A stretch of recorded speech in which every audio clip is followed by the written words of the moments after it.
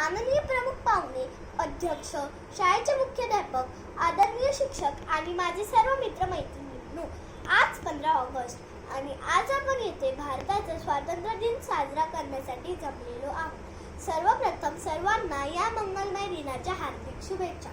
मी हर्षिता पलडकर आज येथे स्वातंत्र्य दिनानिमित्त 2 शब्द बोलणार आहे. ते तुम्ही शांत चित्ताने ऐकून घ्यावे ही माझी नम्र विनंती. आपल्या भारत देशाला स्वातंत्र्य मिळवून देण्यासाठी ज्या महान नेत्यांनी, क्रांतिवीरांनी आपल्या प्राणाचे बलिदान दिले, अशा सर्वांना वंदन करून मी माझ्या भाषणाला सुरुवात करते. मित्रांनो, भारत या शब्दाचा अर्थ तुम्हाला माहीत आहे का? तर भा म्हणजे तेज आणि रथ म्हणजे रममान झालेला, तेजात रममान झालेला असा देश म्हणजे भारत देश. आपल्या भारत देशामध्ये सर्व जाती धर्माचे लोक एकजुटीने राहतात. त्यामुळे आपला देश सर्व धर्म समभाव असलेला देश म्हणून ओळखला जातो.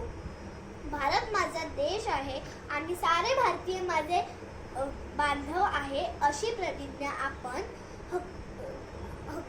अभिमानाने आणि गर्वाने करतो. ही प्रतिज्ञा आपण आज हक्काने म्हणू शकतो, कारण आपल्या महान नेत्यांनी, क्रांतिवीरांनी ब्रिटिशांशी लढून आपल्याला स्वातंत्र्य मिळवून दिले. जवळपास 150 वर्ष आपला भारत देश इंग्रजांच्या गुलामीत जगत होता. सर्व भारतीय इंग्रजांच्या अन्यायाने त्रस्त झाले होते. या अन्यायाच्या, अत्याचाराच्या विरोधात लोकमान्य टिळक, महात्मा गांधी, पंडित जवाहरलाल नेहरू, भगतसिंग, चंद्रशेखर आझाद, सरदार वल्लभभाई पटेल, वीर सावरकर, डॉक्टर बाबासाहेब आंबेडकर अशा अनेक शूरवीरांनी आपल्या प्राणाचे बलिदान दिले आणि अखेर 15 ऑगस्ट 1947 रोजी भारत देश स्वतंत्र झाला. तेव्हापासून दरवर्षी 15 ऑगस्ट हा दिवस सर्वत्र आनंदाने, उत्साहाने साजरा केला जातो. अशा शूरवीरांच्या या कार्याला आपण कधीच विसरू शकणार नाही. म्हणून 15 ऑगस्ट, 26 जानेवारी हे उत्सव आपल्याला अशा शूरवीरांची आठवण करून देते.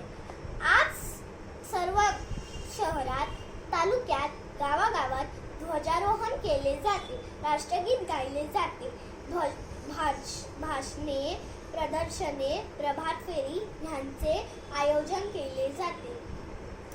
आपण सर्वजण खूप नशीबवान आहोत की स्वातंत्र्य अशा भारत देशामध्ये आपण जन्माला आलो आहोत.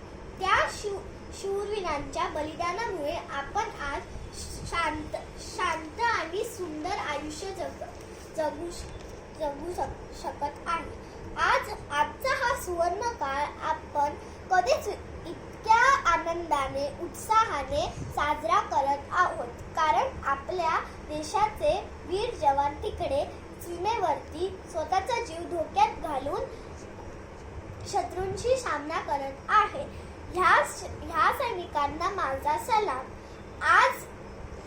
आज आपल्या भारत देशाने शिक्षण, विज्ञान, तंत्रज्ञान, खेळ, व्यापार अशा अनेक क्षेत्रात मोलाचे काम केले आहे.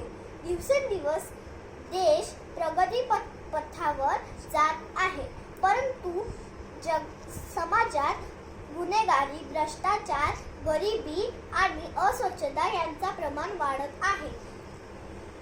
भारताचा एक नागरिक म्हणून देशाच्या विकासासाठी आपण प्रयत्न केले पाहिजे.